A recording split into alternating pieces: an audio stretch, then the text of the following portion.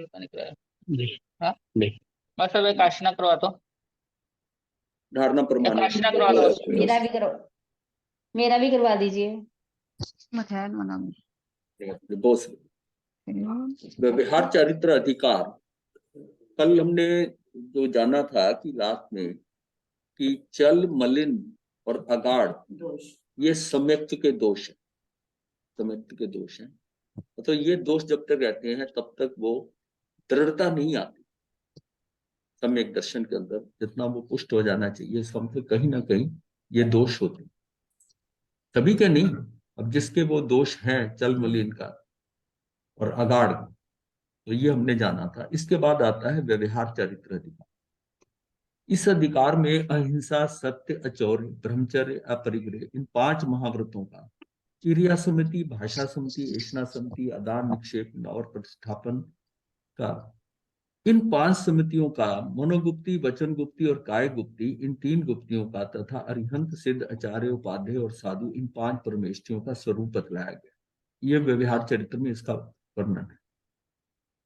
हिंसा, सत्य, चोरी, व्यभिचार और परिग्रह ये 5 पाप के स्रोत हैं। जो हमें ऊपर अहिंसा हमने करा, अहिंसा, सत्य, चौर्य के विपरीत जो है कि हिंसा, सत्य, चोरी, व्यभिचार और परिग्रह ये 5 पाप के स्रोत हैं। इनके माध्यम से आत्मा में कर्मों का आश्रम होता है। मतलब ये स्रोत हैं इसके, हिंसा है, असत्य है, चोरी, व्यभिचार और परिग्रह। तो इनका निरोध करना सम्यक चरित्र है। 5 पापों का पूर्ण त्याग हो जाने पर 5 महाव्रत प्रकट होते हैं। उनकी रक्षा के लिए इरिया आदि 5 समितियां और 3 गुप्तियों का पालन करना आवश्यक है।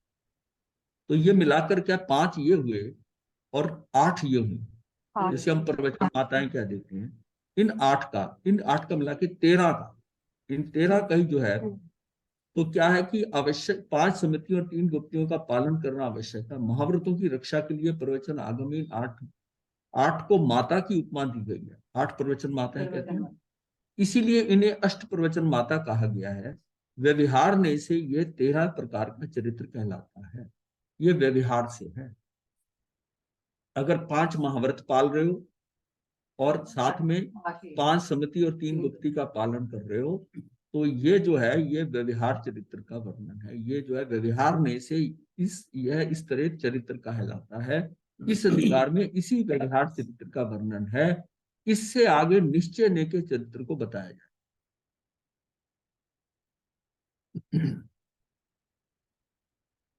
इसी के ऊपर महाराज 13 की संख्या, हाँ जी, 13 पर आधारित 13 काजी आते अच्छा पुराने। अच्छा 13 करना पड़ेगा। मतलब इनको नहीं दे देते हैं। इनका सम्यक परिपालन नहीं हो तो काटिया नहीं ये इसके निकालने से हो, क्या करें, इनको दे देना, वहां से ऑन करना। बताओ अब वो लोग क्या करते हैं, 13 काजी आते काजी उसमें, तो यही होंगे ये तो नहीं, इसका विरोध उल्टा। अच्छा इसका विरोध है। हाँ, मतलब जो सम्यक पालन नहीं करते हैं हाँ वो 13 काजी में। हाँ वो यही 13, ये इसका ये व्यवहार से है। ये व्यवहार से कि कोई आदमी ये सोचे कि मैंने दीक्षा ले ली है और ये सब कर लिया है और पालन कर रहा हूँ, तो वो व्यवहार का ही है। अब ये आता है 5वां में है परमार्थ प्रतिक्रमण अधिकार। हाँ बस इसका है। बाकी सबको 5 समितियां 3 गुप्तियां क्यों बतानी। ये ऑन कर ऑफ कर दो, जब ऑन करना हो ये बटन, हाँ ये बटन आगे पीछे कर यहाँ रख दो। कौन किया हुआ ऑन करना ये ऊपर को करना पड़ेगा। मैं नारक पर्याय, त्रियंच पर्याय, मनुष्य पर्याय अथवा देव पर्याय नहीं हूं। निश्चय से मैं उनका ना करने वाला हूं, ना कराने वाला हूं, ना करने वालों की अनुमोदना करने वाला। मैं ये पर्याय जो है, मैं नारक पर्याय, त्रियंच पर्याय, देव पर्याय नहीं हूं। मैं कौन, मैं पर्याय नहीं हूं। निश्चय से मैं उनका ना करने वाला हूं, ना कराने वाला हूं, ना करने वालों की अनुमोदना करने वाला। मैं मार्गना स्थान नहीं हूं। गुण स्थान नहीं हूं, ना जीव स्थान हूं। ये तीनों 14-14 होते हैं। मार्गना स्थान भी 14 होते हैं, गुण स्थान भी 14 होते हैं, जीव स्थान भी 14 होते हैं। जैसे जीव समास कह देते हैं। निश्चय से मैं उनका ना करने वाला हूं, ना कराने वाला हूं, ना करने वालों की अनुमोदना करने वाला हूं। मैं बालक नहीं हूं, मैं वृद्ध नहीं हूं, तरुण नहीं हूं, और ना उनका कारण हूं। निश्चय से मैं राग नहीं हूं, द्वेष नहीं हूं, मोह नहीं हूं, और ना उनका कारण हूं। मैं उनको करने वाला नहीं हूं। मतलब अनुमोदना वगैरह ये सब नहीं करने वाला। वो यहीं यहीं छोड़ दिया सेंटेंस। अच्छा, मैं क्रोध नहीं हूं, मान नहीं हूं, माया नहीं हूं, लोभ नहीं हूं, और मैं उनके करने वाला भी नहीं हूं। इस प्रकार के भेद ज्ञान का अभ्यास होने पर जीव मध्यस्थ होता है, और इस मध्यस्थ भाव से चरित्र होता है। ये सारा ये भाव है कि ये भी करने वाला मैं नहीं, कि मैं तो ज्ञाता दृष्टा। ये बात कहने के लिए कि मैं ज्ञाता दृष्टा, ये सारी चीजों में नहीं नहीं। हम सोचते हैं कि क्रोध करने वाला हूं, मैं करूं, मैं बालक था, मैं वृद्ध हूं, मैं तो तू कुछ नहीं है। तेरी तो महाराज जी, आत्मा है। मध्यस्थ का मीनिंग क्या हुआ? मध्यस्थ का अर्थ क्या हुआ? मिडिल मिडिल मतलब यह है कि ना इधर ना उधर, मध्यस्थ भाव का समभाव है। इसका मतलब सम, मध्य का मतलब समभाव है। जीव मध्यस्थ होता है, मतलब उसको कहीं जितना हम मध्यस्थ होते जाएंगे ना, फिर क्या होता है, मध्यस्थ होता है, फिर तटस्थ हो जाता है। मतलब किनारे पे एक पे लग जाता है। मध्यस्थ हो गया, अब इधर से इधर के, फिर तटस्थ एक जगह हो गया, फिर तट के किनारे पे बैठा हुआ देखता है बस वो हो रहा है। मध्यस्थ होता है, और उस मध्यस्थ भाव से चरित्र होता है। आगे उसी चरित्र में दृढ़ता लाने के लिए प्रतिक्रमण होता है। ये भाषा, ये सारा जो बताया गया है, ये प्रतिक्रमण कैसे होता है। प्रतिक्रमण करने के लिए वो मध्यस्थ भाव चाहिए, और मध्यस्थ भाव के लिए ये सब कुछ चाहिए कि तेरे अंदर ये करने का जो कर्ता भाव है, ये तेरे अंदर बिल्कुल नहीं करता है। तू ये करा, तूने ये करा, तू ये है, वो कुछ नहीं है। इस प्रकार के भेद ज्ञान का अभ्यास होने पर जीव मध्यस्थ होता है, और उस मध्यस्थ भाव से चरित्र होता है। आगे उसी चरित्र में दृढ़ता लाने के लिए प्रतिक्रमण होता है।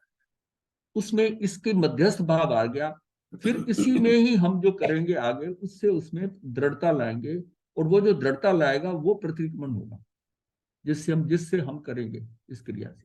यथार्थ में प्रतिक्रमण उसके होता है जो वचनों की रचना को छोड़कर राग आदि भावों का निवारण कर आत्मा का ध्यान जो करता है। जो आत्मा का ध्यान करता है ना, वास्तव में प्रतिक्रमण उसका होता है। हम तो बोल के कर लेते हैं। वो व्यवहार, वो व्यवहार निश्चय में जो है, वो तो जब राग आदि भाव निवारण करके आत्मा का जो ध्यान करता है, उसके प्रतिक्रमण होता है। जो साधु अनाचार को छोड़कर आचार में स्थिर भाव करता है, वह प्रतिक्रमण करता हुआ कहा जाता है, क्योंकि वह प्रतिक्रमण में होता है। जो साधु अनाचार को छोड़कर आचार में स्थिर भाव करता है, फिर आचार में स्थिर भाव हो गया उसका, करता है, वह प्रतिक्रमण करता हुआ, क्योंकि वह प्रतिक्रमण में होता है। जो उन मार्ग को छोड़कर जिन मार्ग में महाराज स्थिर जी, एक भाव। मिनट। महाराज जी, हाँ एक बात जी, पूछनी है। तो हाँ जी, इसका अर्थ ये हुआ कि प्रतिक्रमण का सही अर्थ ये है कि ध्यान में चले जाए। हाँ, अगर निश्चय में तो यही बात है। निश्चय में ये बस बात है कि आप ध्यान में जब हैं, तब आप सब तरफ से तो अलग, सारा प्रतिक्रमण हो जाता सारा प्रतिक्रमण हो जाता है अगर आप है। ध्यान में, समझ गया, समझ हाँ गया। पूर्णतः ध्यान में। अदरवाइज क्या है कि आप व्यवहार में कर रहे हो, हाँ मैंने ये करा, ये करा, ऐसा इसमें जा रहे हो ना आप, उस समय आपका प्रतिक्रमण। नहीं तो गुरु जी, ध्यान में तो हम एक समय जाएंगे ना। हाँ। अब जब सुबह से दिन से तो सारे दोस्त लगे, वो भी एक ध्यान समय में में अनंत कर्म निकल जाते हैं। हाँ, उसी में ही एक ध्यान के अंदर करने के अंदर, ध्यान के अंदर हम कहते हैं ना, ध्यान से निर्जरा होती है। हाँ। निर्जरा मतलब आप कहीं इन्वॉल्व ही नहीं हो रहे, अगर आप ध्यान में हैं। अब सिर्फ आंखें बंद करके बैठे हैं। नहीं, हाँ, वास्तव में तो ध्यान में ही रहते हैं ना। अब दोस्त तो सुबह से लेकर शाम तक लगते रहते हैं। हाँ, तो उसको समझो ना, वो ध्यान में जब जाओगे, वो जो लग रहे हैं, तो आप किस से मिटाते हो? बाहर से आप प्रतिक्रमण कर लिया, आपने पढ़ लिया, आपके उतर गए सारे। जो चढ़े थे कर्म, जो चढ़े थे, जो आगे बंधे थे, वो उतर गए सारे क्या? नहीं, वो फिर हाँ, कभी ये एक बाहर बात से पूछ निकल गए।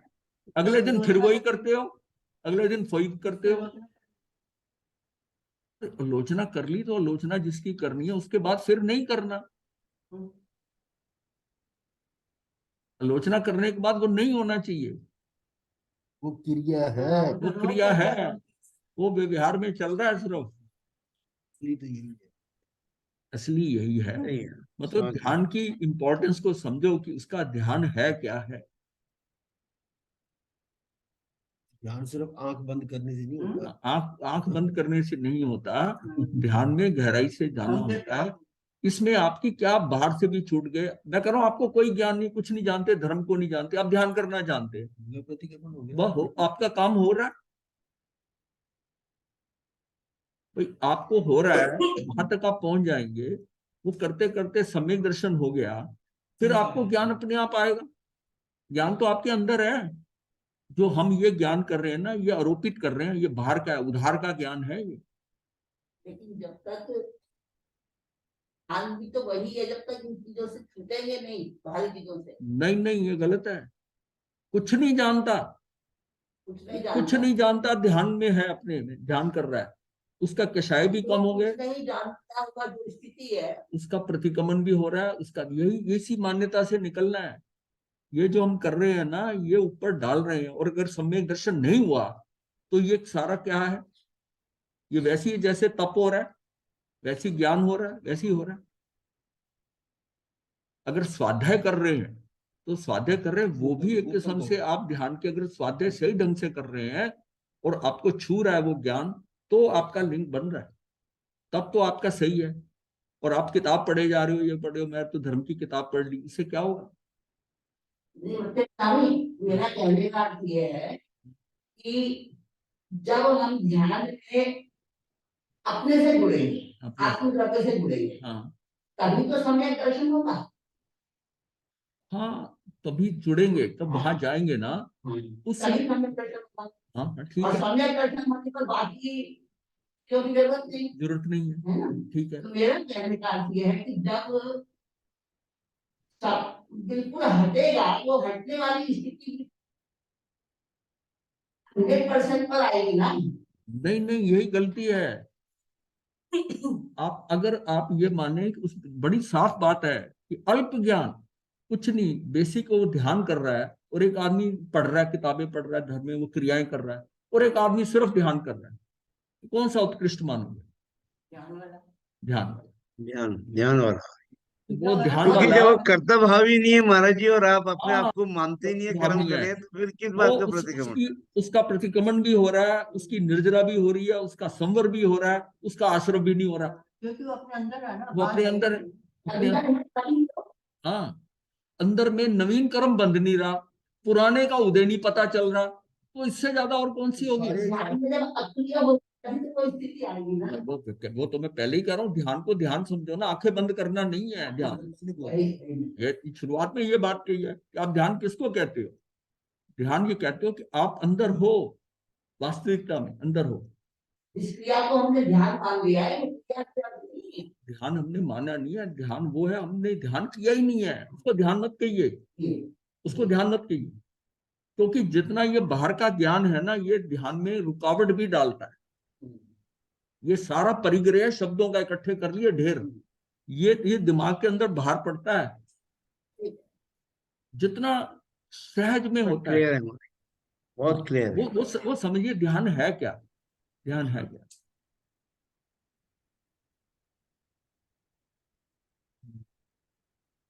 जो उन मार्ग को छोड़, हाँ, जो उन मार्ग को छोड़कर जिन मार्ग में स्थिर भाव करता है वह प्रतिक्रमण करता है। वो जिन मार्ग में जो स्थिर भाव करता है, वहां स्थिरता लानी है, वह प्रतिक्रमण करता है। जो साधु शल्य भाव को छोड़कर निशल्य भाव से परिणमन करता है, उस रूप प्रवृत्ति करता है, वह प्रतिक्रमण करता कहा जाता है, क्योंकि वह प्रतिक्रमण में है, उसमें वो प्रतिक्रमण कर रहा है, निशल्य भाव से कर रहा है। कांटा, शल्य कहते हैं कांटे को, जो ऐसा कांटे को शल्य कहते हैं। जो साधु अगुप्ती भाव को छोड़कर तीन गुप्तियों से गुप्त, यानी गुप्त मतलब सुरक्षित, मतलब तीन गुप्तियों से गुप्त होता है, मतलब सुरक्षित रहता है, वह प्रतिक्रमण करता हुआ कहा जाता है, क्योंकि वो प्रतिक्रमण में है। जो आर्त और रौद्र ध्यान छोड़कर धर्म ध्यान अथवा शुक्ल ध्यान करता है वो जिनेंद्र भगवान के द्वारा कथित शास्त्रों में प्रतिक्रमण करता कहा जाता है। क्लियर हो गया। सारी चीजें क्लियर होंगी सब। उत्तमार्थ आत्मा है, उसमें स्थिर मुनिवर कर्म का घात करते हैं, इसलिए उत्तमार्थ उत्कृष्ट पदार्थ, यानी उत्तमार्थ का मतलब है, अर्थ का मतलब पदार्थ, उत्तम अर्थ, उत्तमार्थ मतलब उत्कृष्ट पदार्थ आत्मा का ध्यान करना प्रतिक्रमण है। देखिए, आत्मा में ज्ञान का होना उसका स्वभाव है, आत्मा में ज्ञान का होना उसका स्वभाव है, स्वभाव है। और ज्ञान में आत्मा का होना यह आपका पुरुषार्थ है। आत्मा में ज्ञान का होना उसका स्वभाव है, उसको आपने लाना नहीं। अब क्या है, ज्ञान में आत्मा को मानना ये आपका पुरुषार्थ है। बात समझ में आ गई?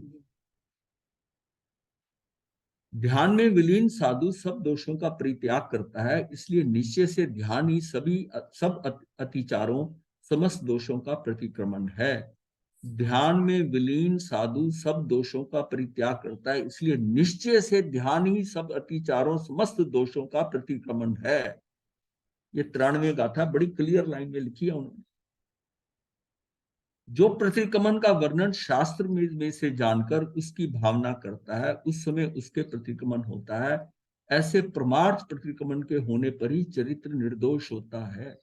ये तो लास्ट है ना, ये 93 वाली गाथा बिल्कुल क्लियर लिख दिया है कि ध्यान में विलीन साधु सब दोषों का परित्याग करता है, इसलिए निश्चय से ध्यान ही सब अतिचारों समस्त दोषों का प्रतिक्रमण है। अब आ गया निश्चय प्रत्याख्यान अधिकार। ये सारे बहुत छोटे छोटे हैं, गाथा बड़ी कम है, 5 गाथा 7 गाथा ऐसे ही है ये सारे के पीछे। मतलब मैक्सिमम इसके 25-27 ऐसे गाथा हैं, टोटल 173 गाथा इसमें गाथाओं के अंदर। प्रत्याख्यान का अर्थ त्याग है। ये त्याग विकारी भावों का ही किया जा सकता है, स्वभाव का नहीं। ऐसा विचार करता हुआ जो समस्त वचनों के विस्तार को छोड़कर शुभ अशुभ भावों का निवारण करता है तथा आत्मा का ध्यान करता है, उसे ही प्रत्याख्यान होता है। वही आ गया ना, वो जो आत्मा ही समायिक है, आत्मा ही पचखान आते हैं। वही है। प्रत्याख्यान का अर्थ है त्याग है। ये त्याग विकारी भावों का ही किया जा सकता है, स्वभाव का नहीं। ऐसा विचार करता हुआ जो समस्त वचनों के विस्तार को छोड़कर शुभ अशुभ भावों का निवारण करता है तथा आत्मा का ध्यान करता है, सबको छोड़ देता है, वचनों को, शुभ अशुभ जितने भाव हैं सबको त्याग देता है, आत्मा का ध्यान करता है, उससे ही प्रत्याख्यान होता है।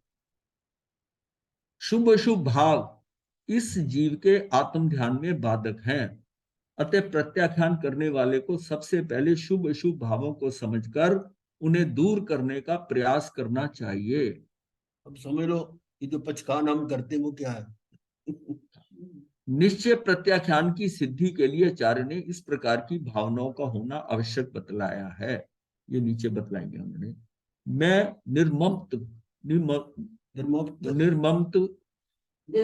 निर्ममत्व भाव को प्राप्त कर ममत्व भाव को छोड़ता हूं। मेरा आलंबन मेरी आत्मा ही है, शेष आलंबनों को मैं छोड़ता हूं। मतलब मेरा क्या है, यह स्वरूपा रमन जिसको हम कहते हैं कि मैं नहीं सिर्फ आत्मा है, हालांकि मैं ही आत्मा हूं, लेकिन उसको समझने के लिए कि मेरा आलंबन मेरी आत्मा ही है, शेष आलंबनों को मैं छोड़ता। ये जो विचार आ रहे हैं, ये सब कुछ जान, ये करना वो होना, ये सारा त्याग। और ममत्व भाव को छोड़ता हूं। निर्ममत्व तभी कहा ना, निर्ममत्व का मतलब ममत्व भाव को छोड़ता हूं। मेरा आलंबन मेरी आत्मा ही है, शेष आलंबनों को मैं छोड़ता हूं।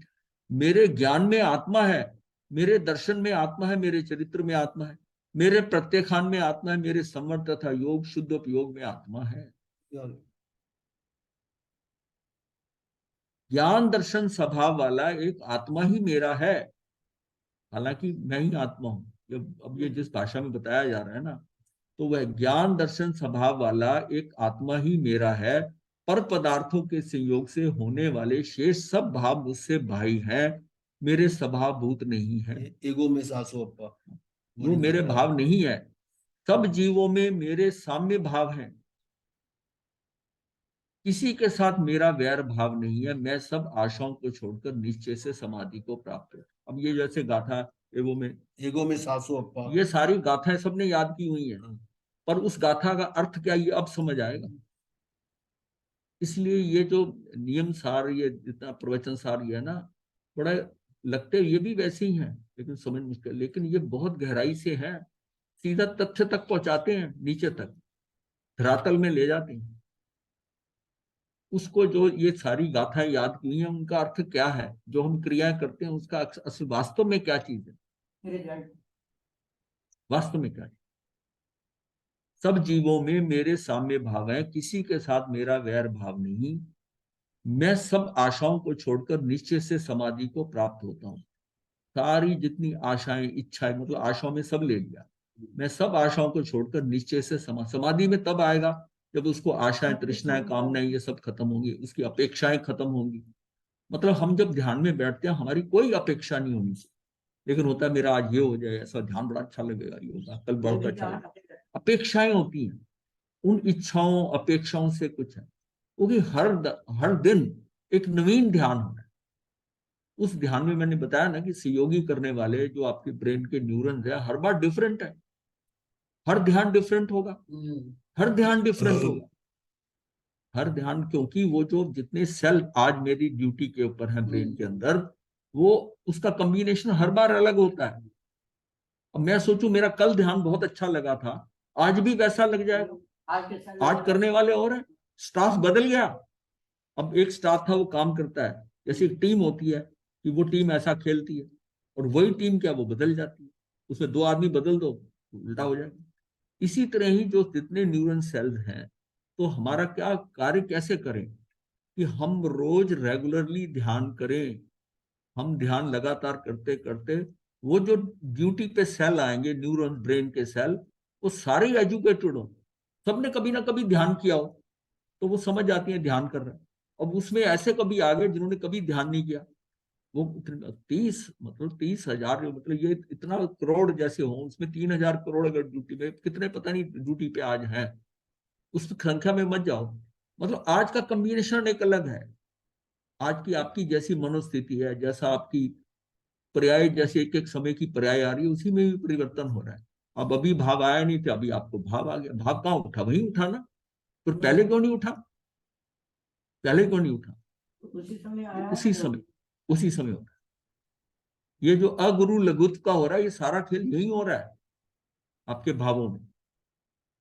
तो उतार चढ़ाव जो हो रहा है, जो स्थितियां बदलती हैं हमारी, 1 मिनट में ऐसा विचार कौंधता है, मैं कहता हूँ विचार कौंधता है, जैसे लाइटनिंग स्ट्राइक होती है ना, बिजली चमकती है, ऐसे दिमाग में एक भाव आता है, अरे ऐसा कैसे कर दिया, अभी तक आया ही नहीं था, इतना सोच समझ के किया, ये कहां से आ गया। ये किसी ज्ञानी सेल की करामात है ना, जो अनटच्ड रह गया, उसने ज्ञान दिया हमें। इसीलिए जब आप स्वाध्याय करते हो और तन्मय होकर करते हो, तब भी वो एजुकेटेड हो रहे हैं, एक और ढंग से हो रहे हैं, और जब आप ध्यान करते हो तो फिर उनको ये भी नहीं करना, और तब भी वो। तो स्वाध्याय और ध्यान साथ साथ चलते हैं, वो भी आत्मा को छू रहा है, जो ज्ञान वो भी आत्मा को छूना चाहिए, और ध्यान के अंदर भी आप क्या है, ध्यान के अंदर भी उसमें जा रहे हो, क्या आपका पुरुषार्थ है। अब ज्ञान के अंदर आप आत्मा को जान रहे हो, आत्मा, मैंने बताया ना कि आत्मा में ज्ञान का होना उसका स्वभाव है, उसे कुछ करना नहीं पड़ता, आत्मा ज्ञान ही है, ज्ञान ही आत्मा है। अब ज्ञान में आत्मा को लाने, अपनी आत्मा को, वो असली आपका पुरुषार्थ है कि आपके ज्ञान में आत्मा। ये बिल्कुल वैसी है कि भूल कहां हो रही है, मैं अपने आप, मेरी आत्मा शुद्ध है, मेरी आत्मा शुद्ध है, और जानते हुए भी फिर भी मैं सोचता हूं कि मैं वैसा नहीं हूं, मेरे अंदर वो भाव है कि मैं अशुद्ध हूं। भाई हम तो वो है नहीं, भगवान महावीर ने जो किया वो मैं तो कर नहीं सकता, भाई उनकी आत्मा भी शुद्ध थी, वो भी पर्याय में तो शुद्धि थे ना, तो तेरी तेरी भी आत्मा शुद्ध है। अब तुझे क्या है कि ये सोचना कि मैं शुद्ध ही हूं। अगर तू अशुद्ध की सोच रहा है तो तू पर्याय को साथ लेके सोच रहा है। हाँ, मतलब वो भाव अगर तू उसके द्रव्य अंदर- खाली नहीं सोच रहा, द्रव्य के साथ जो पर्याय है उस पर्याय के साथ तू समझता है कि हम तो उतने शुद्ध नहीं है। इसका मतलब तू पर्याय के साथ सोच रहा है, और जब तक तू अशुद्ध सोच रहा है तेरा काम नहीं होगा। ये तेरी मिथ्या मान्यता है, ये तेरा मिथ्यात्व है। ये तेरा मिथ्यात्व है कि तू अपने आप को शुद्ध समझता है। अगर तू अपने आप को शुद्ध समझ रहा है और तुझे पता है कि मैं तो आत्मा हूं, वो तो तत्कालिक शुद्ध है, तो तू फिर आत्मा की थोड़ी सोच रहा है। तू अशुद्धता कहाँ की सोच रहा है? पर्याय की सोच रहा है। आत्मा की शुद्ध जब सोचता है कि ये शुद्ध ही है और मैं शुद्ध ही हूं, मैं शुद्ध नहीं हूं, जब इस शुद्धता का भाव करके ये मिथ्या मान्यता को हटाकर जब उसको शुद्ध आत्मा ही मानकर उसके अंदर तू जाता है, उसमें रुकता है, तो तू पर्याय में भी शुद्ध हो जाता है। ये बात अगर समझ में आ जाए, एक मतलब जैसे शुद्ध ही एकदम मतलब तो ये पूरा निश्चय आ गया शुद्ध ही ऐसे क्या इसमें निश्चय विश्चय की बात ही नहीं है। तू शुद्ध है। एक शुद्ध है एक जो शुद्ध ही नहीं नहीं, शुद्ध है, उसमें भी नहीं है। अब बोला मैं शुद्ध तू ही शुद्ध हूँ। ही है, त्रिकालिक शुद्ध है, ध्रुवता है उसमें। आत्मा जो है वो त्रिकालिक ध्रुव शुद्ध ध्रुवता है, उसमें शुद्धि ही है। उसमें कोई उत्पाद वे नहीं हो रहा कि अशुद्ध होगी शुद्ध होगी। द्रव्य दृष्टि करनी है। द्रव्य दृष्टि बस। करनी है। हम जो बात कर रहे हैं कि मैं शुद्ध ही हूं, हाँ ये वैसे यही है।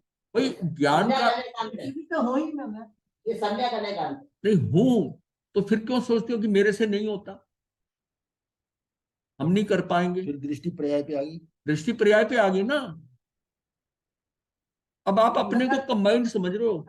हमेशा दृष्टि उधर ही रहे शुद्ध में रेनी आप शुद्ध ही हो, देखना मतलब आप शुद्ध हो। ये दोनों में तो फर्क नजर आ रही है इसीलिए यही तो कंफ्यूजन कर रहा है ना शुद्ध ही और ये समझना शुद्ध बहुत जरूरी है। हैं? बहुत जरूरी है समझना। ये समझना बहुत जरूरी है। ये इसीलिए मैं कह रही हूँ तो आराम से समझा ना हाँ, शुद्ध ही हो शुद्ध हो दृष्टि है द्रव्य दृष्टि और पर्याय दृष्टि। द्रव्य हाँ। दृष्टि शुद्ध हो पर्याय दृष्टि है हाँ। शुद्ध ही हो और वो द्रव्य दृष्टि बच्चे को अपनी प्रोटेक्शन के लिए अपने पिता की उंगली पकड़ ली।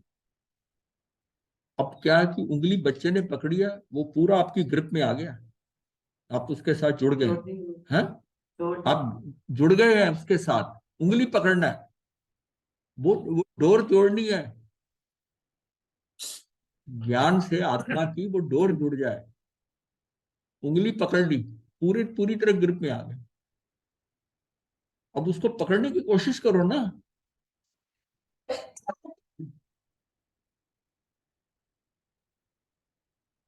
चलिए धीरे धीरे आ जाएगा, थोड़ा ये समझ में आ गया तो सब कुछ समझ में आ जाएगा।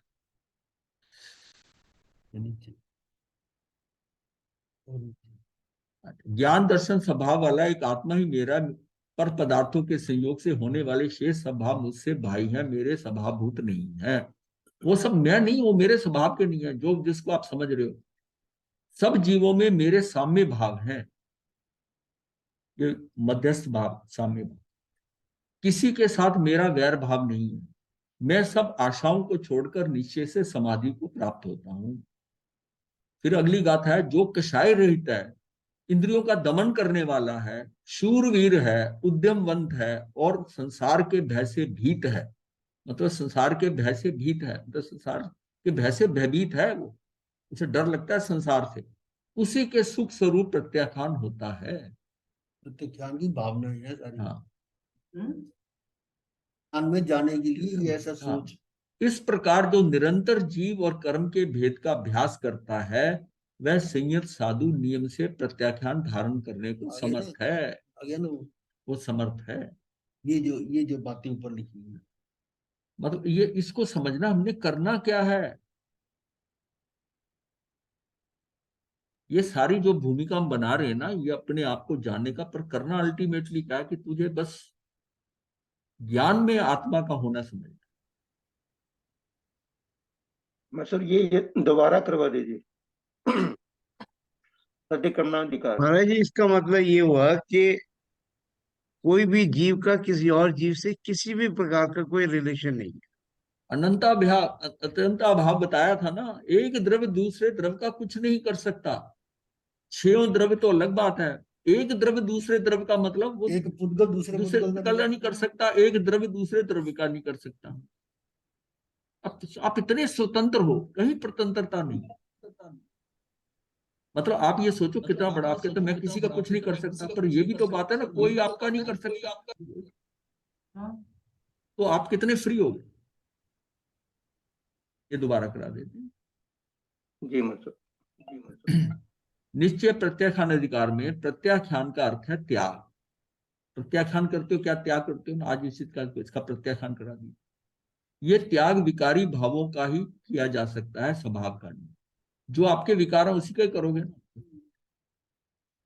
ऐसा विचार करता हुआ जो समस्त वचनों के विस्तार को छोड़कर शुभ अशुभ भावों का निवारण करता है तथा आत्मा का ध्यान करता है, उसे ही प्रत्याख्यान होता है। उसे आत्मा की प्रतीति हमेशा आत्मा के साथ है, आत्मा के गुण भी जानता है, ज्ञाता दृष्ट है। बाकी सारा काम जो है ना, आलतू फालतू जो कर रहा है, वो तो अपनी क्या से कर रहा है, अपनी बुद्धि की उसके कारण कर रहा है। आत्मा जब ज्ञाता दृष्ट है तो बस ज्ञाता दृष्टा है। तू उसमें ये कहता है इसको ठीक कर दूं, इसका तुलनात्मक कर दूं, तू करने वाला बन जाता है। करने वाला हो ही तू नहीं सिर्फ कोई। जानने वाला है, तू जानने वाला है, तू जानता रहता है, तू जानता है। जब तुझे कहा गया है कि तुम कहते हैं कि तू सिद्धों जैसा तू है या सिद्ध तेरे जैसे, तो सिद्ध क्या करते हैं? जान रहे हैं सारा दुनिया प्रति समय पूरे लोक में क्या हो रहा है, किस जगह क्या हो रहा है, उनके ज्ञान में झलक रहा है, और वो करते कुछ नहीं है। उन्हीं के नीचे कई जन्मों की माताएं, बच्चे, बेटे पता नहीं कहां कहां पड़े होंगे। केवल ज्ञान में तो सब झलक रहे हैं ना वो दुखी हो रहे हैं ना वो सुखी हो रहे हैं। बस देखना भी क्या हो रहा है कि वो झलक रहा है, उसमें वो तन में नहीं है।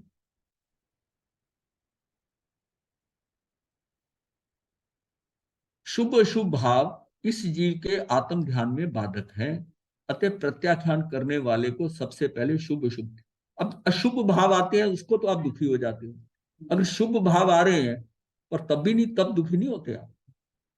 इसमें शुभ अशुभ भाव इस जीव के आत्म ध्यान में बाधक हैं, अतः प्रत्याख्यान करने वाले को सबसे पहले शुभ अशुभ भावों को समझकर उन्हें दूर करने का प्रयास करना चाहिए। ये प्रत्याख्यान से पहले इसको पहले समझ ले कि शुभ अशुभ भाव पता परभाव है तो सारे, परभाव है, सारे परभाव है, सारे परभाव है। वही पचकान है। तू स्वभाव में आ गया तेरा पचकान। निश्चय प्रत्याख्यान की सिद्धि के लिए आचार्य ने इस प्रकार की भावनाओं का होना आवश्यक बतलाया है। अब निश्चय से जो प्रत्याख्यान है ना, एक तो प्रत्याख्यान आप कर रहे हो, वो व्यवहार वाला कर रहे हो और समझ रहे हो कि मैंने कर दिया, और फिर आप ये भी कहते हो मैंने इसका प्रत्याख्यान किया हुआ है, आज मैंने ये प्रत्याख्यान किया, मैंने ये छोड़ा हुआ है, मैंने ये छोड़ा हुआ है। छोड़ा क्या हुआ है? तुमने तो पकड़ा हुआ है। हाँ, जिसको छोड़ा है उसको आपने पकड़ा हुआ है। मैं घर छोड़ के आया, मैं इतना धन छोड़ आया, परिवार छोड़ आया, पकड़ा हुआ है। छोड़ा कहाँ छोड़ गया? तेरा था ही नहीं। तू छोड़ने वाला होता कौन है? तू छोड़ने वाला होता कौन है? ये तो तुझे गलत फहमी थी, ऐसी थी कि ये मेरे हैं, और जब तुझे रियलाइज हो गया तू उसको त्याग। तूने छोड़ा था, तूने तो जबरदस्ती पकड़ा हुआ था। और अभी भी अगर तू कहता है कि मैंने छोड़ा, तो तब भी तू गलत कर रहा है, क्योंकि तेरा वो था ही नहीं। जब एक पुद्गल परमाणु का तू हकदार नहीं है उस पर, फिर छोड़ने का भाव कैसे आता है कि मैंने ये छोड़ा? त्याग का भाव आ रहा है कि मैंने त्याग किया है, तो पकड़ा हुआ जो भाव आया है ना, पकड़ा हुआ है। हाँ, वो इसलिए कहा शुभ अशुभ भाव इस जीव के आत्म ध्यान में बाधक है। जब तक हमारी ये सब पकड़ बनी हुई है, और जब ध्यान कर रहे हो तो आपको ये फील हो रहा है कि वो ध्यान उस टाइम अच्छा आया था, उस टाइम मेरे साथ ऐसा, वो ध्यान बड़ा उन्होंने ध्यान कराया था ना, वो बहुत अच्छा था, आचार्य भगवान ने कराया था। ये तो महाराज करा रहे हैं, ये ध्यान कर रहे हैं, मतलब उसकी जो चल रहा है शुभ शुभ भाव चल रहे हैं ध्यान करते हुए भी, ये वैसा नहीं है। बस वही काम खत्म। इन बातें मतलब संकल्प विकल्प तो आ ही रहे हैं ना, निर्विकल्प कहाँ हुए? ध्यान निर्विकल्प नहीं होगा तो ध्यान नहीं होगा। निश्चय की बात चल रही है, वहां तो नहीं, आज मेरा उपवास है, तभी आप पर भाव में हो। हाँ। शुभ अशुभ भाव इस जीव के आत्म ध्यान में बाधक है, अतः प्रत्याख्यान करने वाले को सबसे पहले शुभ अशुभ भावों को समझकर उन्हें दूर करने का प्रयास करना चाहिए। निश्चय प्रत्याख्यान की सिद्धि के लिए आचार्य ने इस प्रकार की भावनाओं को होना आवश्यक बतलाया। वो ये नीचे निम्न जो नीचे आ रही है, मैं निर्ममत्व भाव को प्राप्त कर ममत्व भाव को छोड़ता हूं, मेरा आलंबन मेरी आत्मा है, या शेष आलंबनों को मैं छोड़ता हूं। अब ये जो बताया छोड़ने का, ये विभ्यासी बताया, लेकिन वो बताना तो है ना, निश्चय में ले जाना तो विभ्यासी जाएंगे आप यहाँ से।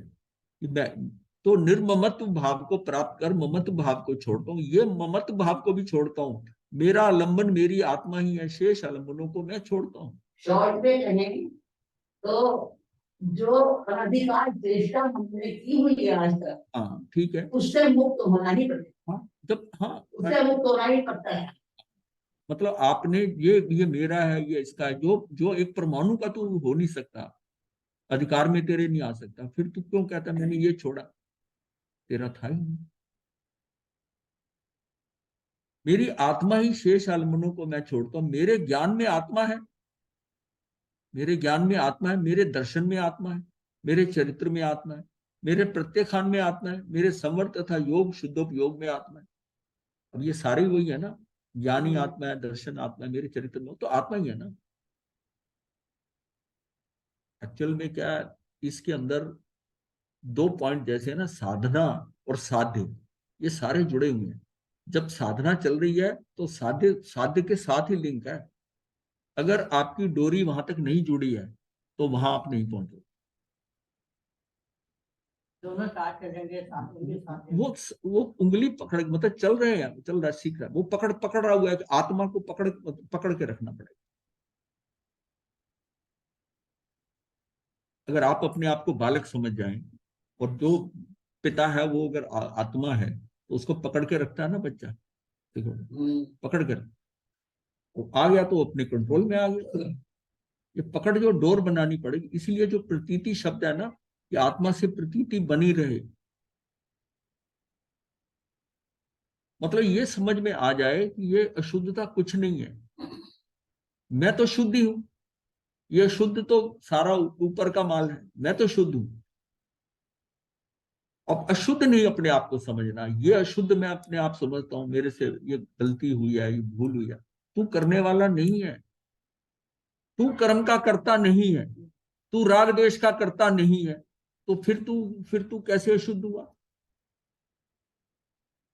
अगर तू समझता है कि कर्म मैंने किए हैं, राग द्वेष मैं करता हूं, यानी क्रोध मान माया लोभ ये मैं कर रहा हूं, तो तू अशुद्ध है। तू समझ कि मैं ये करता ही नहीं। लेकिन व्यवहार में आपको लगता है ऐसे है कि भाई कर्म का करता तो मैं ही हूं ना, और अगर ये समझ ले कि मैं करता ही नहीं हूं, ये सबसे बड़ा जो भ्रमणा का सबसे बड़ा कारण यह है कि ये मिथ्या मान्यता मुझे ये फंसा रही है। इसका मतलब मुझे अभी समझ नहीं आई, ये मुझे समझ नहीं आई कि मैं शुद्ध ही हूं। वो दृष्टि की बात ही है, पर्याय पर और द्रव्य पर, बस हाँ। उस पर फोकस करना, पर्याय से हटाकर द्रव्य।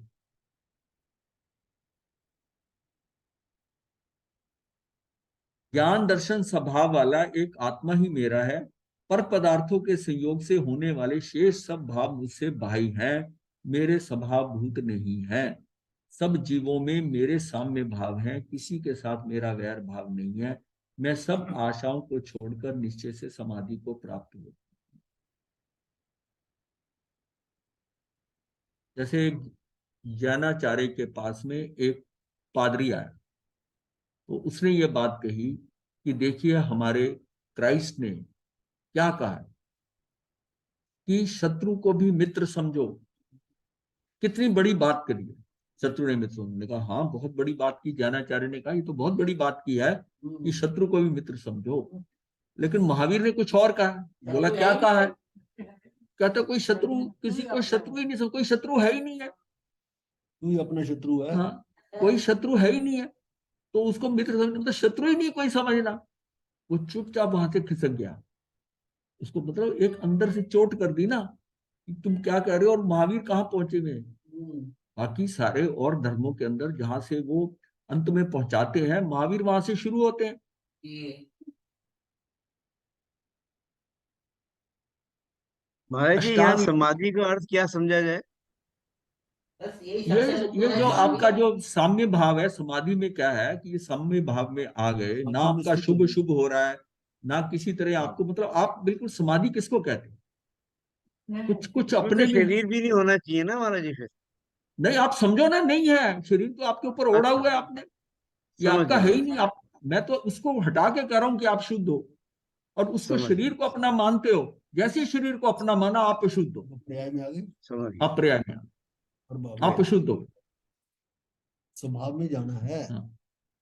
और भाव में जाना है। वही सारा मतलब स्वभाव में हम कहने को कह रहे हैं जाना है, मतलब आप स्वभाव में ही हो, आप स्वभाव ही हो। आत्मा में जाना मैं कह रहा हूं, पर आत्मा में कहाँ जाना, आप आत्मा ही तो हो, जाना कहाँ है। अपने स्वभाव में हाँ और स्वभाव में रहते हैं। हाँ, मतलब आत्मा में ज्ञान है, और उस ज्ञान में, मेरे ज्ञान में वो आ जाए कि मैं आत्मा, आत्मा को मान लूं, तो काम हो गया। मेरा पुरुषार्थ इतना ही है कि उस ज्ञान में अपनी आत्मा को मैं मान लूं, उसको मान लूं।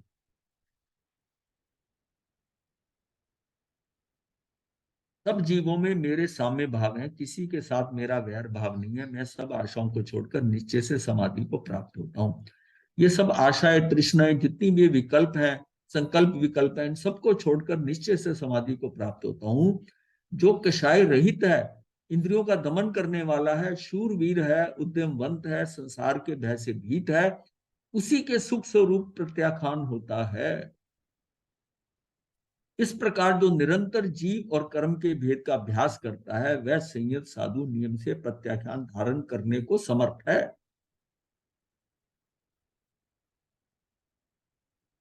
आगे बात समझ में समझ आई जब होगा तो। है? क्या हुआ तो कमजोर को समझना ना, अपने वही को। बात, यही निकालना है आपकी बात। हम तो वही है। हम वही हैं। ये मतलब अपनी मान्यताओं को सुधारना है। ये जो अभिप्राय है, जो मंतव्य हमारे फंसे हुए हैं गलतियों से, वही जहां जहां घूमे, उसको हटाना है। जो परम आलोचना अधिकार क्या है, जो नो कर्म और कर्म से रहित तथा विभाग गुण पर्यायों से भिन्न आत्मा का ध्यान करता है, उसे साधु के आलोचना होती है। उस साधु के आलोचना होती है, मतलब आलोचना कर रहे हैं जो नो कर्म, कर्म से रहित और विभाग गुण पर्यायों से भिन्न, यानी उन आत्मा का ध्यान करता है। वो तीनों हटा दिए, शरीर आदि, द्रव्य रूप, हाँ, कर्म आदि, भाव आदि सब हटा दिए।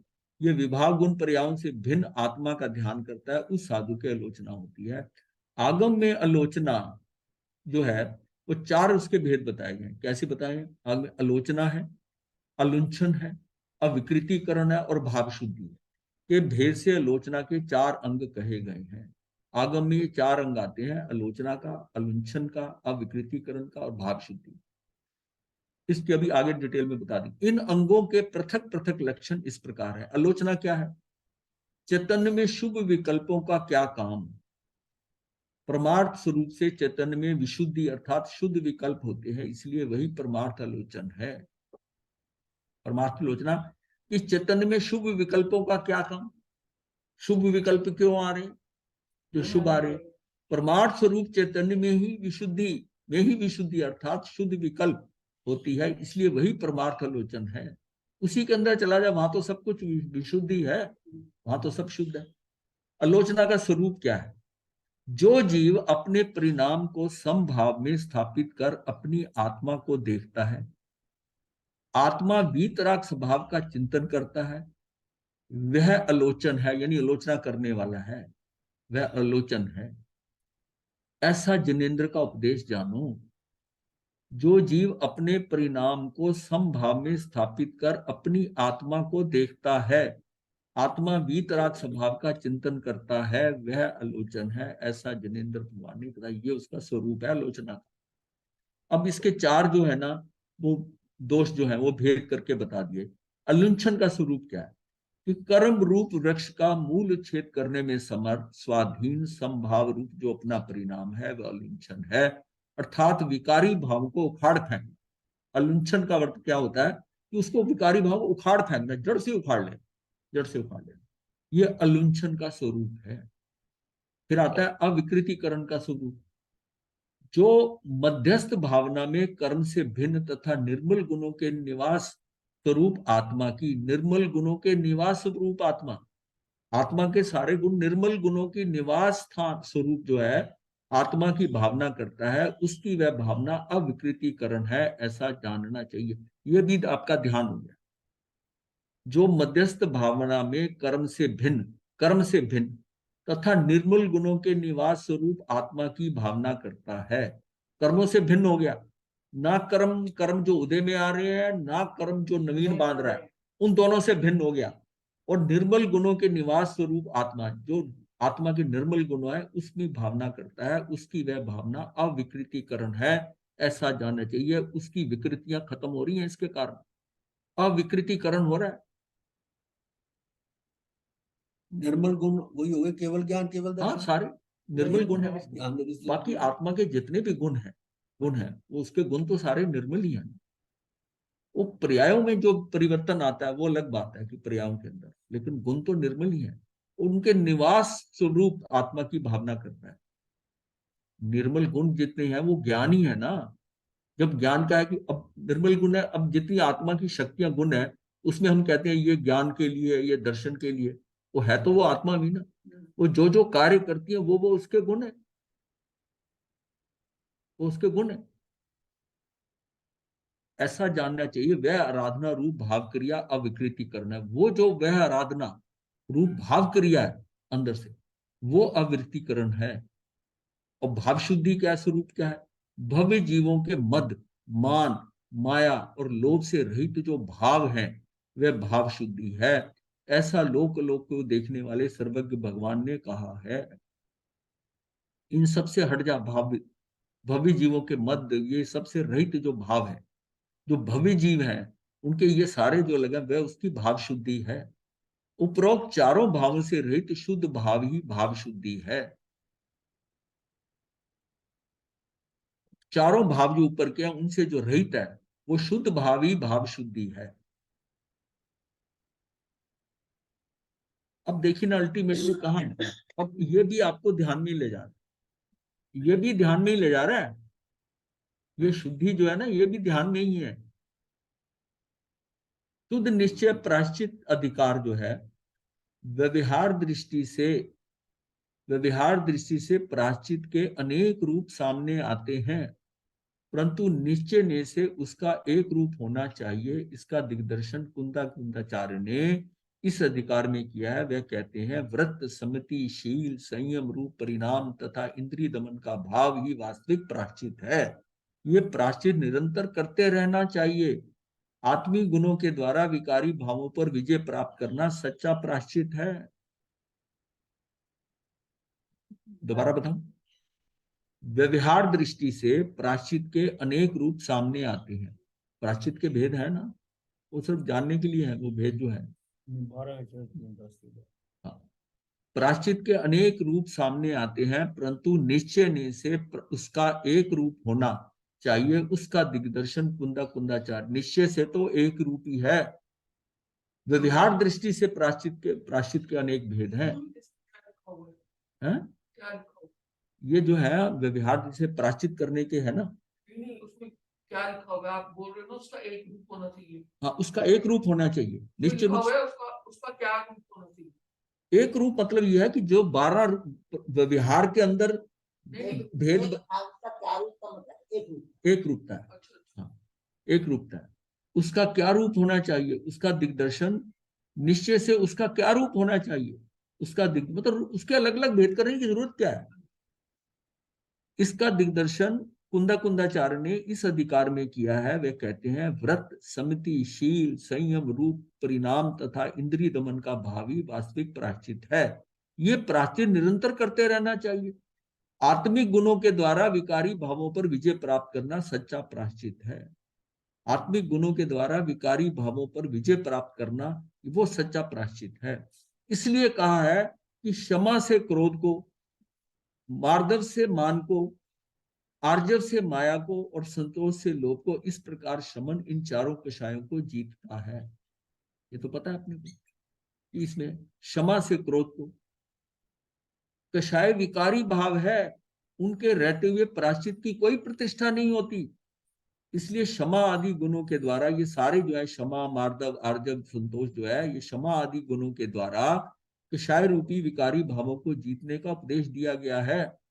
इसी अधिकार में कहा है कि अधिक कहने से क्या, उत्कृष्ट तप ही साधुओं का प्रायश्चित है। ये प्रायश्चित अनेक कर्मों को क्षय का हेतु है। इसमें प्रायश्चित उत्कृष्ट तप, ये तप भी उसी में आता है ना, उत्कृष्ट तप है। हाँ, अनंतानंद भवों में इस जीव ने शुभ शुभ कर्मों का समूह संचित किया है, वह तप रूप प्रायश्चित के द्वारा ही नष्ट हो सकता है। इसलिए तप आवश्यक ही करना चाहिए। रीजन यह है कि ध्यान से आपके नवीन कर्मों का तो कंट्रोल काफी हो जाता है, लेकिन जो पूर्वकृत कर्म आपके स्टॉक में पड़े हैं, ये तप से उनको आप हल्के कर सकते हो, उनका करते हो। सारा तप का महत्व यही है, ये समझकर कि वो मेरे जो है ना तप, वो जो है वो क्षय हो जाए। तप से तप से हमने शरीर को नहीं जलाना, शरीर को कष्ट नहीं देना, वो अंदर कार्बन शरीर तक पहुंचना। प्रायश्चित तप है ना। हाँ, तप नहीं आता है, 12 तपों में प्रायश्चित तप है। उस तप का बात कर रहे हैं, उस तप की बात कर रहे हैं।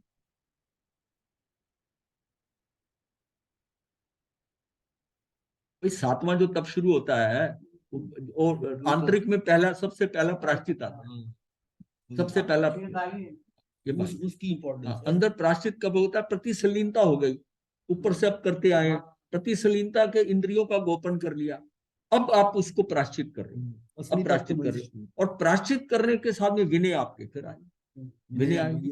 ये सारे सीक्वेंस में एक के साथ एक है, जुड़े हुए हैं, सारे जुड़े हुए हैं। आपके ये स्टेजेस हैं, और आपने सिर्फ जो सबसे पहले वाला है उसको पकड़ लिया। हाँ, उसको पकड़ लिया, उसको पकड़ लिया, बस वही गड़बड़ हो रही। अपने को नीचे वाले पढ़ने हैं,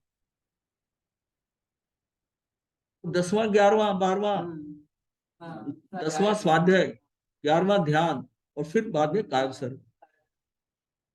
कायव सर्ग की बजाय भी व्युत सर्ग, जिसमें सारा विषयों को सबका त्याग, उसमें तो सिर्फ काया को संभालना है आपने, लेकिन उसमें व्युत सर्ग शब्द भी आता है।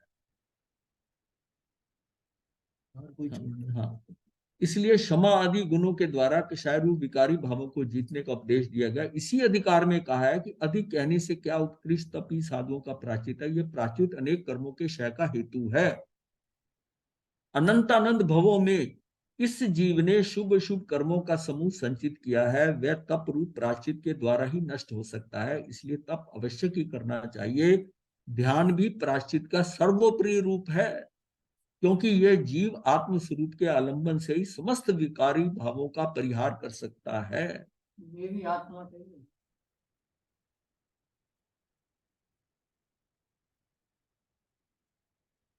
ध्यान का फल बतलाते हुए कहा है कि शुभ शुभ वचनों की रचना तथा राग आदि भावों का निवारण कर आत्मा का ध्यान करता है, उसके अवश्य ही प्रायश्चित होता है। जो शरीर आदि पर द्रव्य में स्थिर भाव को छोड़कर निर्विकल्प रूप से आत्मा का ध्यान करता है, उसके कायक सर्ग होता है। ध्यान का फल बतलाते, अब सीधा ध्यान पे ले आए। ध्यान का फल बताते, प्रायश्चित में आ गया ना, बताते हुए कि शुभ शुभ वचनों की रचना तथा राग आदि भावों का निवारण कर आत्मा का ध्यान करता है, उसके अवश्य प्रायश्चित होता है। जो शरीर आदि पर द्रव्य में स्थिर भाव को छोड़कर निर्विकल्प रूप से आत्मा का ध्यान करता है, उसके कायव सर्ग होता है।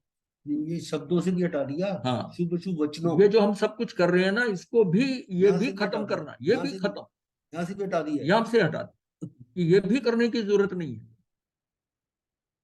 ये इसमें भी करने का जो भाव आ रहा है, ये पर भाव है।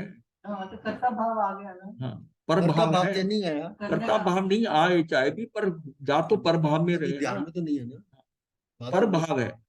मतलब ये इसमें दूसरे प्रति भाई, चाहे हम इस स्वादे को अपना समझ के कर रहे हैं, दूसरे का हो ना हो, मेरा तो हो रहा है मेरा ना, बोल तब भी हम ये कर्ता भाव नहीं है, फिर भी है तो पर भावना, है तो पर भावना, है तो बाहर ही है ना, बोल रहे हैं, कर रहे हैं, देख रहे हैं, कर्ता भाव नहीं करता है। बाहर है। और अंदर से ये बता दूं, ये कर दूं, ये सारे चल रहे हैं, पर ये भी एक सीमा है। ये अगर यहाँ तक आप स्वाध्याय, इसलिए कहा जाता है कि स्वाध्याय से आप बहुत ध्यान के करीब पहुंच जाते हो। अगर सही ढंग से स्वाध्याय कर रहे हो, वो आपके साथ जुड़ रहा है, आपके अंदर प्रश्न उठ रहा है, उसका समाधान हो रहा है, फिर प्रश्न उठ रहा है, उसका समाधान हो रहा है। ये करते करते वो जो है ना, आप में परिवर्तन आता है। इसी पॉइंट को ही लेकर है ना कि जो प्रवचन शैली है, उसमें आपको जितना आ गया समझे, सिर्फ सुनते हैं, लेकिन उसमें आदान प्रदान नहीं हो रहा। हम कह देते हैं प्रवचन सुनना, वो स्वाध्याय पूर्णता नहीं है। जो समझ में आया वो ठीक है, जो नहीं समझ में आया वो आपने छोड़ दिया। परीक्षना भी तो है ना, वहां है नहीं परीक्षना। वह है नहीं, 5 ले लेंगे। फिर पर्यटना नहीं है। बस एक बार सुना, मेरी समायक होगी, काम निपट गया। आचरण भी वन साइडेड है। हाँ, वो वन साइडेड है, उसमें कुछ नहीं समझ आया। और आचरण में भी जो बता रहे हैं, वो उसको एक सब्जेक्ट को अपनी बुद्धि के अनुसार जैसा उन्होंने समझा वो वैसा बता रहे हैं। प्रेजेंटेशन है वो, क्लास में जाके पढ़ा के आ गया। बस सारे क्या है, यही इसका है ना। दोबारा पढ़ने का मौका मिलता ही नहीं ना, यही पढ़ जाते हैं जो पढ़ जाते हैं, रोज जाते हैं तो नहीं, चलो। यहाँ जाते हुए उसका चिंतन होए, अंदर प्रश्न उठे। जब जब यहाँ प्रश्न करते हो, प्रश्न नहीं करते आप उसको, उसका जो समझ पाया ना, उसको बताते हो कि हाँ ये वही है। प्रश्न इनका होता है, प्रश्न इनका होता है, प्रश्न उनका होता है कि बात को समझो, इस बात को, उसको फट से आप जो जाना हुआ है ना उसके साथ जोड़कर, अच्छा ये वही है, उसको वहीं तक सीमित नहीं, कर। जो नहीं समझ आता है पूछते हैं ना, ये क्या है क्या नहीं। वो धीरे धीरे अंदर छू जाना चाहिए। फिर ये होगा कि 1.5 साल में आपको नजर आए कि मेरे में परिवर्तन हुआ। ये बात कहे, मैं आपके ऊपर दृष्टि रख के कह रहा हूं। आपको ये लगता है कि मेरे में परिवर्तन हुआ है? मान लगता है। हाँ, ठीक है। अगर परिवर्तन हुआ लग रहा है, और परिवर्तन हुआ लगना नहीं, क्या आचरण में हो रहा है? हम थोड़ा आचरण में नहीं आ रहा, नहीं बाबा ये नहीं हुआ, फिर नहीं हो रहा। मैं उसको कह होना नहीं कह रहा, ये अभी भी बुद्धि के स्तर पर है, पहले स्वीकार करना भी मत। आचरण में नहीं आ रहा। आचरण में नहीं है।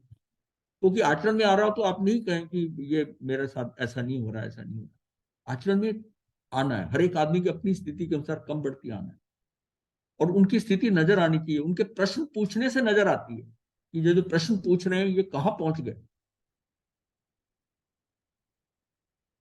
और सब्जेक्ट्स को हम बदलते हैं उसी ढंग से कि जैसे प्रश्न 2-4 के भी प्रश्न होते हैं, फिर समझते हैं अच्छा ये करा दें, ये करा दें। और जो लिस्ट हमारी बनी हुई है ना, उसमें हम सब उल्टा सीधा करते रहते हैं।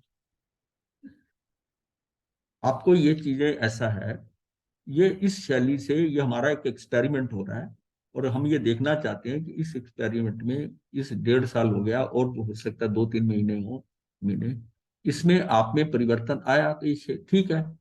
और ये नहीं है कि ये जो हम सोच रहे हैं, ये हम सोच रहे हैं वही ठीक है, ऐसा नहीं।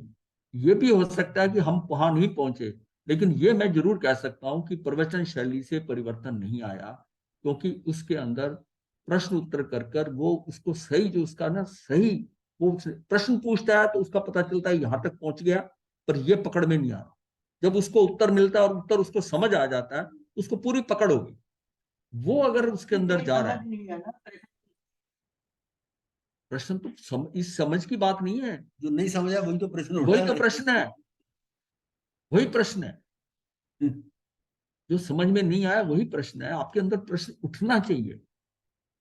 अगर नहीं उठ रहा, इसका मतलब आप पूरा ग्रहण कर रहे हैं। अब प्रश्न अगर नहीं पूछ रहे आप और कर रहे, तो फिर वो प्रवचन ही हो गया आपके लिए। यहां तो दूसरी है ना, वो शैली ये है कि आप उसमें प्रश्न करके उसको पक्का कर दें, क्योंकि अंदर जो जाएगा ना, वो नीचे का लिंक बैठेगा। विपिन जी पूछते हैं, विपिन जी में परिवर्तन नजर आ रहा, पूरा नजर आ रहा है, और विपिन जी को नहीं नजर आया, हमें तो आ रहा है, इनको तो ये नहीं माने। परिवर्तन देखिए आता है, हर एक का अपना अपना परिवर्तन है। नितिन जी अपने हिसाब से ले रहे हैं, विपिन जी अपने हिसाब से ले रहे हैं, सबका अपना अपना स्थिति है। मति ज्ञान, शुद्ध ज्ञान, ये चलता है। लेकिन जहां जहां हम, मतलब इस शैली को सक्सेसफुल बनाने के लिए यह है कि आप प्रश्न से उस चीज की तह तक पहुंचे। अगर आप ऊपर ऊपर से समझ आए, तह तक नहीं पहुंचे, तो आचरण में नहीं जाए, वो बुद्धि के स्तर पर है। और जो आज तक होता रहा है, उस क्रिया को हम, इसका ये एक्सपेरिमेंट हो रहा है कि क्या इससे जीवों में परिवर्तन अच्छे तरीके से आ सकता है। ये तो आप ही लोग बताएंगे ना मुझे। 100% आ सकते हैं हमारे, 100%। क्योंकि मुझे तो महसूस हो रहा है कि इसको करने से परिवर्तन आ रहा है। तो परिवर्तन आ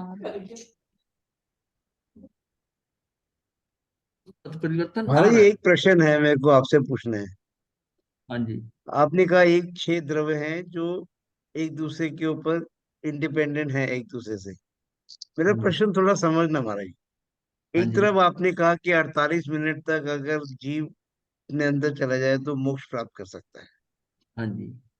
तो इसका मतलब आपने उस क्रिया को काल से लिंक कर दिया है। ठीक है। अब तो वो यही वो प्रश्न खत्म। हाँ। 48 मिनट का एक तो पीरियड कहाँ से, हमारे आगम में कहा अब है या इसमें हमारे, इसमें और समझने उसको की बात यह है, उसको link किया हुआ है, मैं ये समझ, समझ हाँ, रहा। मैं समझ गया आपका प्रश्न। समझने की बात यह है कि 48 मिनट आप कोशिश कर लें, आप नहीं जा पाए। जब तक शायब शमिक ज्ञान है, शायब शमिक है, क्षय और उपशम हो रहा है, जहां तक हम अभी तक जहां पहुंचे हैं, मनुष्य बन गए हैं, शायब शमिक ज्ञान जो है वो 48 मिनट अंतर मुहूर्त ही रहता है, 48 मिनट क्रॉस नहीं कर सकता, 48 मिनट नहीं आएंगे शायद। जिस समय वो शायिक हो जाएगा, तब आप उस लायक हो जाएंगे कि आप 48 मिनट को क्रॉस, 48 मिनट पे जाएं। और 48 मिनट पे गए तो ये होता है ना, जब एक चीज को आप यहां तक खींच के ले जाओगे, किसी चीज में फ्लेक्सिबिलिटी होती है, उसको खींच के यहां तक ले जाओ, वो वापस नहीं आता। एक चीज होता है कि जैसे एक स्प्रिंग है, उसको आप थोड़ा खींचते हो, वो वापस चला जाता है, थोड़ा खींचते हो वापस चला जाता है। उसको पूरा खींच दिया, फिर नहीं वापस जाएगा। वो 48 मिनट पे पूरा खींच के ले गए, अब वो वैसे ही रहेगा। अब जो उसमें हमारी 48वें मिनट के बाद स्थिति है, वो कभी जाएगी नहीं, वो जाएगी। तो ये है कि हम, ये हमारा जो है ना, वो ये क्या है कि हम शुरू होते हैं फिर नीचे आते हैं, शुरू होते हैं, स्विंग कर रहे हैं, स्विंग कर रहे हैं। हाँ जी। जो कर्म लगे हुए हैं, जब तक कर्म है, वो हमारे कर्म जो पड़े हुए हैं वो अलग है, लेकिन हम उनसे क्या है कि प्रभावित तो हो रहे हैं। तो शायब शमिक भाव जब तक चल रहा है आपका, यहां तक हम पहुंच गए। उन कर्मों के कारण निमित्त भी तो वैसे ही मिल रहे देखिए ना, हैं। आप ये देखो कि हमारे 5 भाव हैं। एक परिणामिक भाव हम लेके आते हैं, औदिक भाव हमारे कर्मों के कारण है, और बीच में एक शायब शमिक भाव है, उसमें कुछ क्षय और उपशम कर लेते हैं। उसमें हमारी थोड़ी, औदिक भाव में तो निर्मलता नहीं आती, शायब शमिक भाव में वो क्यों आएगा, थोड़ा थोड़ा आपको ज्ञान मिल रहा है, समझ आ रही है ये गलत है सही है, तो हमारी आत्मा थोड़ी थोड़ी निर्मल हुई, कुछ क्षय कर दिया, कुछ उपशम कर दिया, उसके कारण हम यहां तक पहुंचे, कहां तक कि पहले गुण स्थान तक पहुंच गए, मनुष्य बन गए, मिथ्यात्वी मनुष्य बन गए। किसके जोर पे बने? शायब शमिक भाव से। 3 ही भाव थे हमारे पास। परिणामी भाव कर्मों से कुछ नहीं करता, वो तो हमारी इनहेरेंट क्वालिटीज है कि मैं भवी हूं कि अभवी हूं, मेरा अस्तित्व है, ये ऐसा है, उसका कोई इसमें है नहीं। तो खेल किसका है? उदय होना कर्म का, और मैं उस उदय के अंदर क्या पूर्णतः उसके साथ वैसे चला जाता हूं जैसे मुझे ले जाना चाहता है, तो मैं गया, मेरा फिर नवीन कर्म बन गया। शायब शमिक भाव में उसमें से कुछ क्षय हो गया, कुछ आपने दबा दिया, कुछ क्षय हो गया, जो दबा दिया वो सत्ता में है, मतलब पूर्णतः खत्म नहीं किया। जिस समय आप पूर्णतः खत्म करने वाले बन जाओगे, यानी कि शायिक भाव जो है, उसमें आप कर्म बंधेगा ही नहीं, जो पड़े हुए वो भी खत्म कर। शायिक भाव कहाँ आता है कि मेरा शायिक भाव हो गया, जिसमें मेरे दर्शन मोहनी की जो तीसरी कैटेगरी है, मिथ्यात, मिश्र और सम्यक मोहनी, जिसके कारण मुझे सम्यक दर्शन हुआ है, वो ट्रांसपेरेंट जो है, जो पहले पूरी तरह ढके हुए थे, फिर बीच बीच में खाली हुए, ये पूर्णतः बिल्कुल ग्लास की तरह साफ हो गया, पर कवर इसने किया हुआ है। ये जब पूरा हटेगा, तब मुझे शायिक सम्यक दर्शन, शायिक सम्यक दर्शन होने के बाद अब मैं उत्साहिक भाव की तरफ और कर्मों के हिसाब से मेरी, तो उसमें स्पीड अलग ही हो जाएगी, मेरी अलग हो जाएगी। तो अपने को उस भाव में जाना है। अब मैं सोचूं मैं 48 मिनट बैठ जाऊं, लगाए रहो जोर, नहीं होगा जब तक वहां नहीं आओगे। और जैसे ही वो नीचे से उसका कम होते हुए मिथ्यात्व खत्म होता है, ये सारे कषाय जो है दर्शन मोहनी ऊपर आता है, उसको औपश्मिक भाव मिल जाता है। चौथा भाव जो मिलता है ना, वो तीसरे का चौथा पहुंचने से पहले मिलता है। चौथे पे इसको सम्यक दर्शन होने वाला है, इसको उपशम मिल जाता है। उपशम क्या मिलता है? ये एक आपको विटामिन इंसेंटिव दे रहा है कि लो, तुझे मैं अंतर मुहूर्त के लिए ना तेरा मोहनी क्रम को रोकता हूं, तू निर्मल रहेगा, अब तू कर ले जो करना है। अब उस समय वो सिर्फ अंतर मुहूर्त कितना है, किसी को 2 मिनट मिलते हैं, किसी को 4 मिनट मिलते हैं। एक ऐसा जीव है इसको 15-20 मिनट मिल सकते हैं, किसी को अंतर मुहूर्त का मतलब 47 मिनट भी मिल सकते हैं। वो उतना शुद्ध कर जाएगा। और किसी का कर्म ही बहुत कम है, वो जल्दी शुद्ध हो जाएगा। कोई शुद्ध होना शुरू हुआ था, बीच में ऐसा विघन आया, वो गिर गया। वो क्या? उपशम भाव। उपशम भाव होता ही एक उसको अंतर मुहूर्त के तक ही रहता है, उसके ज्यादा आगे बढ़ता नहीं है। लेकिन उसको उसकी स्थिति को उछाल के ना आगे तक ले जाता है, सपोर्ट कर देता कि चल तुझे मैं देता हूं। ये बिल्कुल वैसी है, किसी ने काम करना ना, कहता ठीक है ये 4 लाख मेरे से ले ले काम करके, काम ये ऐड कर दिया। ये इसी तरह हमको उपशम भाव मिलता है। और 5 लब्धियां इससे पहले मिलती हैं, वो भी हमें सपोर्ट है। ये कुदरती सपोर्ट है, हम नहीं कहते। जब जीव वहां तक पहुंच जाता है तो उसको कुछ इनाम दिए जाते हैं कि तूने इतने कर्म कम कर दिए कि तू 30 कोड़ा कोड़ी से 1 कोड़ा कोड़ी, फिर 1 कोड़ा कोड़ी से फिर अंत्य कोड़ा कोड़ी आ रहा है, तो तूने पुरुषार्थ इतना किया, अब हमारे से ले। तो तब वो होता है कि शिवक्षम लब्धि देते हैं उसको, विशुद्धि लब्धि होगी। विशुद्धि लब्धि में क्या है? कषाय कम हो रही। फिर देशना लब्धि है, हमको ऐसा गुरु मिल गया, ऐसी पुस्तक मिल गई, ऐसा कोई मिल गया तो तुम्हें सपोर्ट करने वाला है। उससे अब आप प्रयोग लब्धि करते हो अपने पे, अब आपको ज्ञान हो गया। और प्रयोग करने से आपके और कर्म करते हैं, अब आप एक्चुअल में वर्क कर रहे हो अपने। प्रायोग की लब्धि के लिए क्या कर पाएंगे ना, जितना फिर करण लब्धि दे दी, अब कर ले। करने की बाद जब करण लब्धि 5वीं लब्धि पे आई, तो तब उसको ये हुआ कि मैं तो जान गया। अब वो करता नहीं है, यथा प्रवृत्ति कर, प्रवृत्ति यथावत रह गई और वहां से वापस चला, टाइम अप हो गया। और उसने एक ने कहा कि यथा प्रवृत्ति करनी, उसके आगे अपूर्व करण, वो ग्रंथियों को, राग देश की ग्रंथियों को तोड़ना शुरू करता है। टाइम ज्यादा ही हो गया, चलिए। और आत्मनिर्वृत्तिकरण। नितिन जी की नींद खराब कर रहे नितिन ठीक है? महाराज जी कोई नींद खराब नहीं हो रही, आप जो करवा रहे हैं उसको चालू रखिए। नींद आराम से आएगी। हाँ जी। अब मुझे बताइए नितिन जी, अपने हिसाब से बताइए कैसा आपको लग रहा है? महाराज जी आपने ना जो भी 1.5 साल का जितना भी कराया है आपने, वो क्लियर बिल्कुल है, बिल्कुल समझ में आ गया है, वो क्या करना है वो भी समझ आ रहा है। लेकिन महाराज जी मैं तो खुद का बता रहा हूँ, पर्सनल एक्सपीरियंस, कि जहां पर पहुंचना चाहिए वहां मुझे लगता है कि अभी मैं तो नहीं पहुंचा। अच्छा, नहीं पर पहुंचने का प्रयास है क्या? हमारे जी पहुंचने का प्रयास 100% है, 101% है महाराज जी, 100% भी नहीं बोलूंगा मैं। सबकी अपनी अपनी स्पीड है। आपका थोड़ा सा बाद में हो जाएगा कि अब ऐसा है, आप जिस आयु के फ्रेम में हो, जो आपकी रिस्पॉन्सिबिलिटीज हैं वो है। और विपिन जी के हिसाब से है कि वो जिस स्टेज पे आ गए हैं, ये तो सारा ना कई चीजें ना बालों की सफेदी काम करती है। ठीक कह रहे हैं महाराज जी, आप बिल्कुल ठीक कह रहे हैं। कई चीजें बालों की सफेदी काम नहीं करती है। महाराज जी, नितिन जी के टाइम की रोड ब्लॉक्स अलग हैं, हमारे टाइम की, मेरे मतलब स्थिति में रोड ब्लॉक्स अलग है, लेकिन है हाँ जी, रास्ता हाँ। क्लियर है, लेकिन थोड़े रोड ब्लॉक्स है। देखो ब्लॉक्स तो सबके हैं, ये मत हाँ, मानिए कि किसी कहीं ना कहीं पर कोई रास्ता अटका बड़ा हो। क्लियर समझा दिया महाराज जी आपने, बहुत क्लियर। अब हम कैसे चाहते हैं नहीं चाहते वो हमारे ऊपर है, मैं तो बट ये चाहता वे हूँ इज वेरी क्लियर। मैं तो चाहता हूँ एक दिन आप ये कहे कि महाराज अब क्लास बंद कर दो, अब आपने इज एनफ, ये हो गया, अब बंद कर दो, आप अपना करो हम अपना करते हैं। फिर अब जो अभ्यास करते रहना जरूरी है, निरंतरता जरूरी है। आप इसको बंद कर दो, आप अपना करो हम अपना करते हैं। नहीं वो निरंतरता समाप्त हो जाएगी।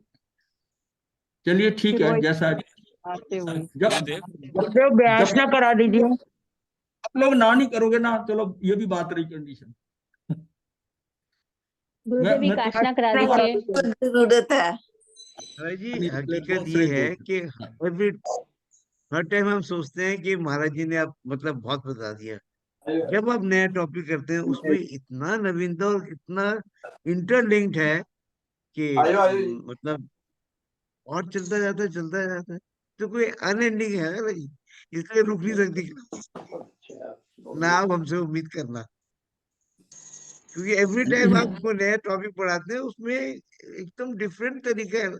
विक्रांत पे जाना है तो ये 10 रास्ते हैं, अभी आपने हमें 5 बताए। अभी देखो आज की बात से है कि आप लोग ध्यान साधना को थोड़ी इंपॉर्टेंस दो। दिन में कहीं कोई समय निकालकर ध्यान को धीरे धीरे करना शुरू करो। रीजन ये है, वो डेली के सेल्स हैं, न्यूरॉन सेल्स हैं, वो खाली जा रहे हैं, अनट्रेंड जा रहे हैं, और जिस दिन वो इकट्ठे होके आ गए ज्यादा, वो बड़ी दिक्कत करेंगे। यू कीप ऑन, अपने लिए मत करो, इनको ट्रेंड करना है। जब मैं करने बैठूंगा ना, जब ये सारे ट्रेंड आएंगे, ये सारे सेल जितने न्यूरॉन ब्रेन के अंदर सेल्स हैं। और एक बात होती है कि जितनी यंग एज में न्यूरॉन सेल्स हैं, एज में 30 के बाद में 1000 की डिके चालू हो जाती है। सेल्स एक, बाकी शरीर के जितने सेल्स हैं वो सारे आते रहते हैं, जाते रहते हैं, रिन्यू होते रहते हैं। ब्रेन के सेल जो शुरू के हैं उसमें उतने ही रहते हैं, और एक आयु के बाद 1000 के हिसाब से हर दिन के घटने शुरू हो जाते हैं। तभी आपको कहाँ का घट गया, इसका सुनने का घटा, अगले दिन सुनने का घटा, करते करते कुछ सालों में कहता हूँ सुनने की शक्ति खत्म हुई, किसी की देखने की खत्म हुई, किसी की कुछ हुई, किसी की सारी थोड़ी थोड़ी थोड़ी कम हुई है, वो एंड तक ठीक रहता है। सारे सेल जो है वो ठीक रहते हैं। इसलिए योग में एक क्रिया होती है भ्रामरी। भ्रामरी करना बहुत जरूरी है, ब्रेन सेल को एक्टिवेट। जो व्यायाम है ना हम शरीर का करते हैं, उन ब्रेन के सेल्स को भी व्यायाम, उसको एक्सरसाइज देनी है, वो भ्रामरी करना है। वो भ्रामरी से वो सेल चार्ज होते हैं, उनकी एक्सरसाइज होती है, वो निठल्ले नहीं रहते। आप उसको वाइब्रेशन दे रहे हो। जब कानों में से उंगलियां लगा के आप करके और ओम का उच्चारण करते हो या ऐसे करते हो, वो वाइब्रेशन उनको वाइब्रेट करती है। ये बहुत अच्छा इफेक्ट है, ये आप करना शुरू कर दो। 2-3 मिनट लगते हैं। हाँ, कानों में उंगली लगा के, नाक बंद करके, सांस लेके, सांस बंद करके, और फिर कभी करा देंगे, आपको समझा देंगे। ये भ्रामरी करोगे ना तो ब्रेन के सेल जो है एक्टिवेट होंगे। दीदी भी हंस रही है। बहुत किया है, स्कूल से ही कर रहे हैं। कर रहे हो आप? गए थे, नहीं अभी नहीं, बट स्कूल से मतलब करते आए हैं, पता है कि काफी अच्छा हेल्प करता है। हाँ, ये स्कूल में जब करना उस टाइम स्टडी कर रहे थे, ये भी स्टडी हो रही है। इसके लिए भी आप भ्रामरी करो। ध्यान करने से पहले अलोम विलोम करो। नितिन जी, आप ये जरूर करो, काम बड़ी जल्दी होना शुरू हो जाएगा। एक तो ध्यान करने से पहले अलोम विलोम करना, उससे बैलेंसिंग ऑफ द ब्रीदिंग हो जाएगी, आपकी बैलेंसिंग हो जाएगी। और दूसरा ये भ्रामरी करो, तो भ्रामरी से पता चल जाएगा, बताएंगे ध्यान आपको। अच्छा लगता है। हाँ, ध्यान अच्छा। गुरुदेव इसमें गुरुदेव की आज्ञा से चतारी मंगलम, अरिहंता मंगलम, सिद्धा मंगलम, साहू मंगलम, केवली पणतो धम्मो मंगलम। चतारी लुगुत्मा, अरिहंता लुगुत्मा, सिद्धा लुगुत्मा, साहू लुगुत्मा, केवली पणतो धम्मो लुगुत्मो। चतारी शरणम पवज्जामि, अरिहंते शरणम पवज्जामि, सिद्धे शरणम पवज्जामि, साहू शरणम पवज्जामि, केवली पणतम धम्मम शरणम पवज्जामि। ये 4 शरणे दुख हरने और न शरणा कोई, जो भव प्राणी करे आचरण उसका अजर। मत ही बनना गुरुदेव, मत ही बनना। आज क्लास मथे बनना गुरुदेव, मथे बनना महाराज जी।